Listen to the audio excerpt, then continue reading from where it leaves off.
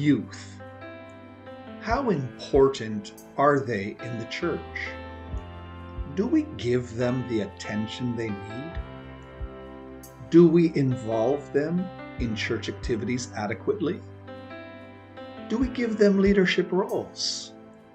Are they excited about church activities, about meeting other Christians, about growing in their faith in Jesus Christ? These are all very important questions, and questions that we must answer honestly. Let's tell a story.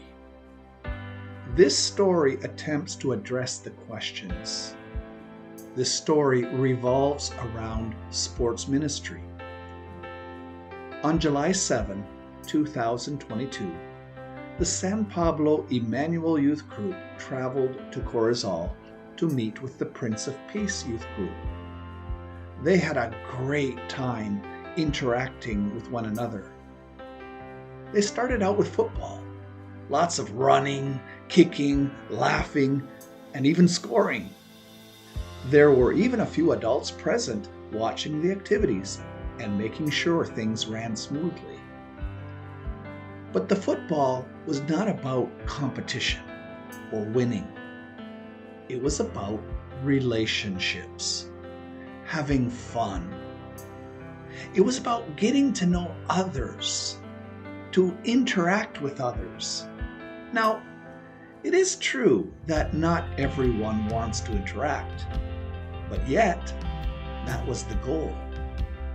It was about young people getting together and enjoying themselves in the Lord. Now, it is also true that not everyone came with the intention of enjoying themselves in the Lord. But that too was the goal. Actually, the primary goal. Our youth need interaction. They need healthy, Christ-centered interaction.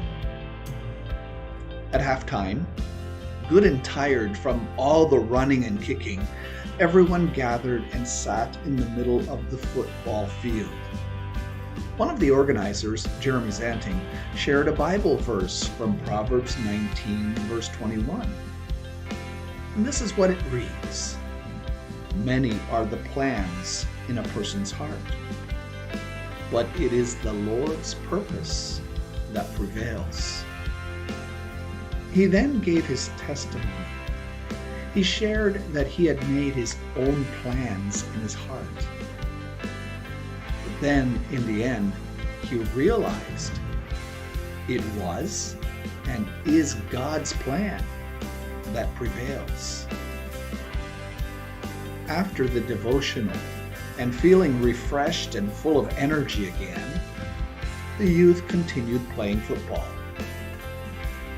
But there is something about sports and interaction that always seems to create an appetite for food.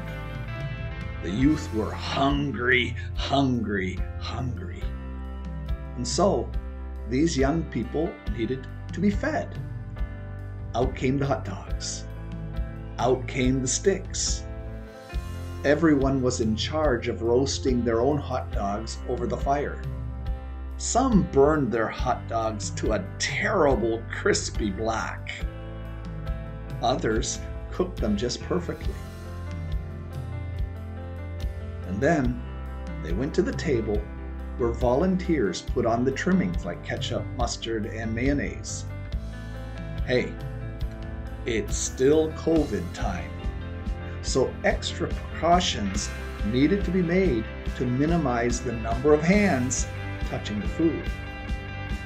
Wow, you should have seen those boys devouring the hot dogs. It was like they had never eaten before. And like all good things, the event came to an end.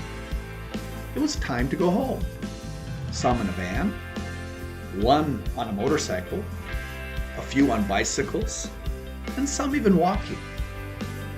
Many of the youth left anticipating another event similar to this one, where they could interact and enjoy each other. So that's the story. Now, what will be your church's story? What will you do to help youth interact and grow in Christ?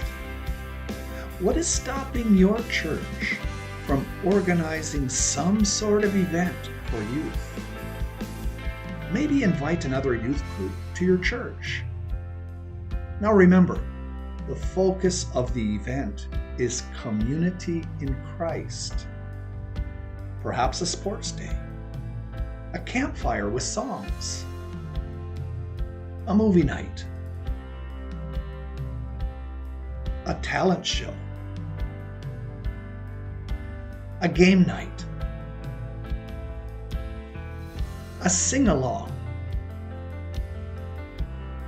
a picnic, or whatever it may be. Create the story. How important are your youth? Very, very, very important. Let's help our youth grow in the Lord. One last thought. This event had people working behind the scenes, planning, organizing, and preparing. Here is one of those people, Jeremy Zanting. His passion is doing ministry through sports. Not so long ago, he was invited to a vacation Bible school in San Pablo, where he organized games for the kids. The games had a Christ-centered focus. In this football event, he also wanted the youth to see Christ in action. Consider inviting leaders from other churches to support and help in your youth ministries. May God bless you.